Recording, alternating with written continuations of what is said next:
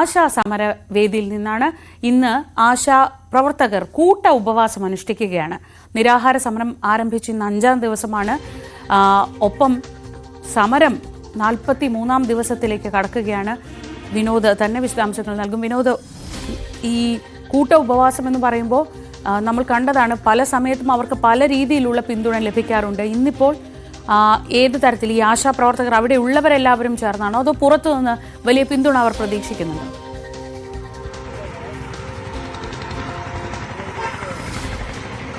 ശ്രീജ, നേരത്തെ തന്നെ സെക്രട്ടേറിയറ്റ് ഉപരോധം ഉൾപ്പെടെയുള്ള സമരപരിപാടികളുമായി മുന്നോട്ട് പോയിരുന്നു. സെക്രട്ടേറിയറ്റ് ഉപരോധിച്ചുകൊണ്ടുള്ള ആശമാരുടെ സമരം അത് നിരാഹാര സമരത്തിലേക്ക് കടന്നു. ഇപ്പോൾ നിരാഹാര സമരം നടക്കുന്ന കൂട്ടത്തിലാണ് ഈ ഉപവാസത്തിലേക്ക് കൂടി പോകുന്നത്. കൂട്ട ഉപവാസം, അതായത് 3 പേരാണ് നിരാഹാരം അനുഷ്ഠിക്കുന്നത്.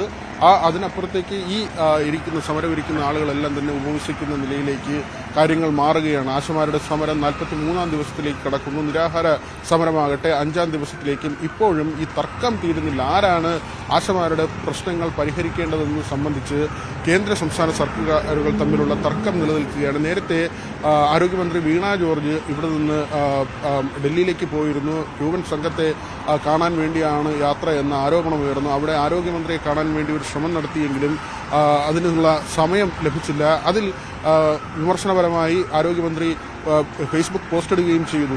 താൻ അനുമതി തേടിയതാണോ അത് തരാത്തതാണോ തെറ്റ് എന്ന തരത്തിൽ മാധ്യമങ്ങളുടേത് അധമ പ്രവർത്തനമാണെന്നൊക്കെ തരത്തിൽ അവർ ഫേസ്ബുക്ക് പോസ്റ്റ് ഇടുകയും ചെയ്തു. ഏതായിരുന്നാലും അതിനുശേഷം കേന്ദ്ര ആരോഗ്യമന്ത്രിയുടെ ഓഫീസിൽ നിന്ന് അറിയിപ്പ് വന്നത് ഇന്നോ നാളെയോ, അതായത് തിങ്കളാഴ്ചയോ ചൊവ്വാഴ്ചയോ സംസ്ഥാന മന്ത്രിക്ക് കാണാനുള്ള അവസരമുണ്ട്, ചർച്ചയ്ക്കുള്ള അവസരമുണ്ട്. ഒരുപക്ഷെ ഇന്നോ നാളെയോ ആയി വീണ ജോർജ് ആരോഗ്യമന്ത്രിയുമായി ചർച്ച നടത്തുമെന്ന സൂചനകൾ കൂടി പുറത്തു വരുന്നുണ്ട്. അവർ ആ ഒരു കൂടിക്കാഴ്ചയ്ക്ക് പോകുന്നുണ്ട്. ആശമാരുടെ കാര്യം നേരത്തെ തന്നെ കേന്ദ്രത്തിന് മുന്നിൽ അവതരിപ്പിച്ചിട്ടുണ്ടെന്ന കാര്യമാണ് വീണ ജോർജ് പറയുന്നത്. പക്ഷേ ഈ ആശമാർ അവരുടെ നിലപാടിൽ ഉറച്ചു നിൽക്കുന്നു. മറ്റ് സംസ്ഥാനങ്ങളിൽ സംസ്ഥാന സർക്കാരുകളാണ് ആശമാരുടെ പ്രശ്നങ്ങൾ പരിഹരിക്കുന്നത്. അതുകൊണ്ട് എന്തുകൊണ്ട് കേരളത്തിൽ അത് സംഭവിക്കുന്നില്ല എന്ന ഒരു ചോദ്യമാണ് അവർ ഉന്നയിക്കുന്നത്. 21,000 രൂപ ഓണറേറിയമായി വർദ്ധിപ്പിക്കണമെന്ന കാര്യം അത് നടക്കാത്ത കാര്യമാണ്, അപ്രായോഗികമാണെന്നൊരു നിലയിലാണ് സംസ്ഥാന സർക്കാരുള്ളത്. ഇപ്പോൾ കൊടുക്കുന്നത് 7,000 രൂപയാണ്.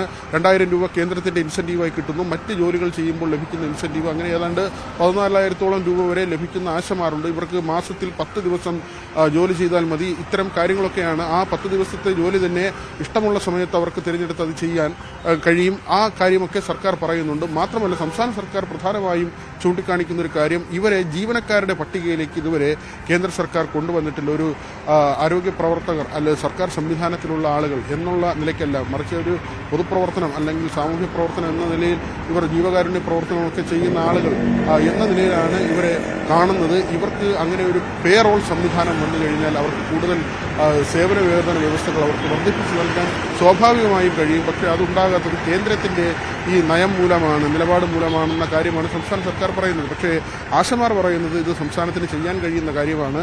അവരുടെ ഓണറേറിയം 21,000 രൂപയാക്കുമെന്നത് പ്രകടന പത്രികയിൽ പറഞ്ഞ കാര്യമാണ്. അതായത് സംസ്ഥാന സർക്കാർ ഇടതുമുന്നണി ഉറപ്പ് നൽകിയ കാര്യമാണ് തങ്ങൾ ചോദിക്കുന്നത്.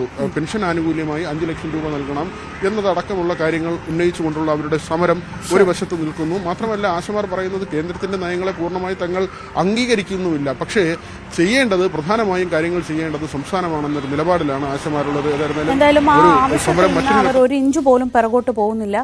ശക്തിയായി അവരുടെ സമര ആവശ്യങ്ങളിൽ അവരെന്തൊക്കെ ആവശ്യങ്ങൾ ഉന്നയിച്ചാണോ ആ സമരം തുടങ്ങിയത് അതിൽ ഉറച്ചു നിൽക്കുകയാണ്. അതിന്റെ ഭാഗമാണ് ഇന്നത്തെ കൂട്ട ഉപവാസം. വാർത്തകളുടെ വിശദാംശങ്ങൾ നൽകിയത് വി വിനോദാണ്, തിരുവനന്തപുരത്ത് നിന്ന്.